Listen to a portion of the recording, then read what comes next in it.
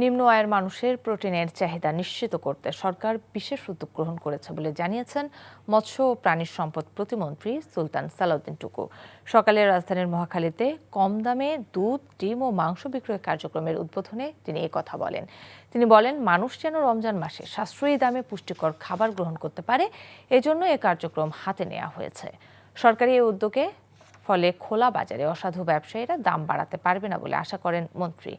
এবারের আয়োজনে রাজধানীর 10 লাখ পরিবার এই সুবিধা ভোগ করতে পারবে।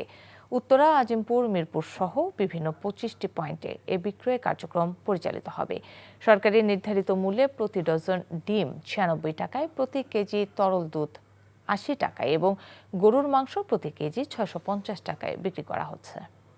নিম্ন আয়ের মানুষরা যাতে সহজেই প্রোটিন জাতীয় যে খাদ্য সেটি যাতে সহজলভ্য হয়, তাদের ক্রয় ক্ষমতার মধ্যে থাকে, সেই জন্যই মৎস্য মন্ত্রণালয় থেকে, প্রাণী সম্পদ মন্ত্রণালয় থেকে এই উদ্যোগ আমরা গ্রহণ করেছি।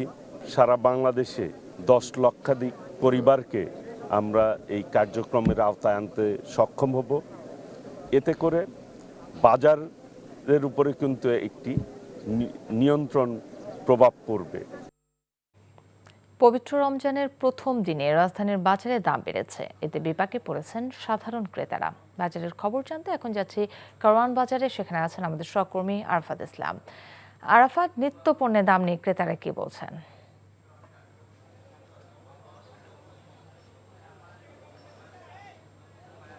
কাকুলি, আপনি যেমনটি বলছিলেন, রমজানের প্রথম দিনেই নিত্যপণ্যের বাজারে অস্থিরতা তৈরি হয়েছে।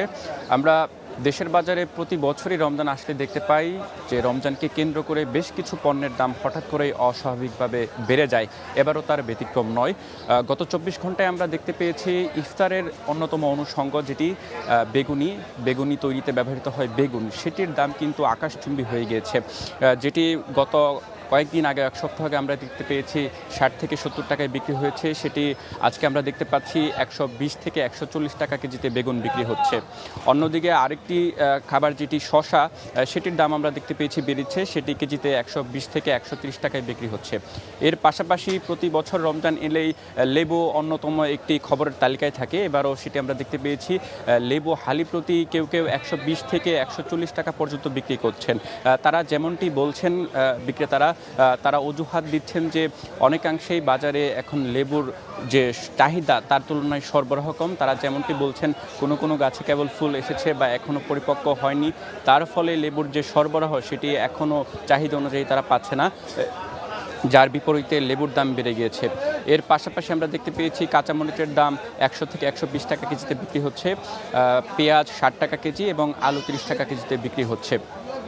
অন্যদিকে যদি আপনাকে বলে রাখি, রমজান এলেই কিন্তু মাংসের চাহিদাও বেড়ে যায়, সেটিকে পুঁজি করে কিন্তু বিক্রেতা যারা রয়েছেন সেটির দাম বাড়িয়ে দিয়েছেন। গত দুদিন আগে আমরা দেখতে পেয়েছি ব্রয়লার মুরগি 180 থেকে 200 টাকা কেজিতে বিক্রি হয়েছে, সেটি আজকে আমরা দেখতে পাচ্ছি 220 টাকা কেজিতে বিক্রি হচ্ছে। অন্যদিকে সোনালী মুরগি সেটি 350 টাকা কেজিতে বিক্রি হচ্ছে, এখানেও 30 টাকা কেজিতে বেড়েছে। এবং গরুর মাংস যেটি 750 টাকা কেজিতে বিক্রি হয়েছে, সেটিও আজকে 800 টাকা কেজি আমরা বিক্রি করতে দেখছি। মাংস বিক্রেতা তারা যেমনটি বলছেন যে গাবতলী হাটে তাদের বেশি দামে গরু কিনতে হচ্ছে, যার ফলে বাধ্য হয়েই তারা অতিরিক্ত দামে গরুর মাংস বিক্রি করছেন।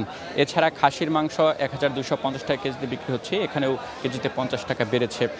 অন্যদিকে যদি মাছের বাজারে যাই, সেখানে আমরা দেখতে পেয়েছি চড়া একটি দামের একটি প্রভাব পড়েছে, কারণ আমিষের অংশ হিসেবে মাংসের পাশাপাশি রমজানে কিন্তু মাছেরও চাহিদা বেড়ে যায়। যদিও আমরা দেখতে পেয়েছি যে মাছের সরবরাহ অনেকটাই স্বাভাবিক রয়েছে, তবে তারা বলছেন যে চাহিদা বেড়ে যাওয়ার ফলে কেজিতে 100 থেকে 200 টাকা বড় ছোট মাছের ক্ষেত্রে দাম বেড়েছে। অন্যদিকে স্বস্তির খবর হচ্ছে গিয়ে মুদি পণ্যের বাজারে। যেমনটি আমরা দেখতে পাই অন্যান্য বছর কিন্তু রমজানের শুরুতেই ছোলা বা চিনির দাম অতিরিক্ত বেড়ে যায়, তবে এখন পর্যন্ত বিক্রেতারা যেটি বলছেন, আজকের দিন পর্যন্ত রোজার প্রথম দিন হিসেবে ছোলা, চিনি বা ডাল এবং তেলের দামের ক্ষেত্রে তেমন কোনো সংকট নেই। সরবরাহ স্বাভাবিক থাকার কারণে কিন্তু দামও স্থিতিশীল রয়েছে। ক্রেতারা যেমনটি বলছেন, যেহেতু নতুন সরকার দায়িত্ব গ্রহণ করেছে, এবার যেন অন্তত তারা স্বস্তিতে তাদের রমজান সম্পন্ন করতে পারে, তার ফলে শুরু থেকেই যাতে কঠোর মনিটরিং জোরদার করা হয়, যাতে করে অসাধু ব্যবসায়ী যারা রয়েছেন তারা রমজানের নিত্যপণ্যের দাম অস্বাভাবিকভাবে বাড়াতে না পারে। এখন পর্যন্ত রমজানের প্রথম দিনের বাজার থেকেই ছিল আমার কাছে সবশেষ আপডেট। কাকলি। দর্শক জানছিলাম বাজার দামের খবর।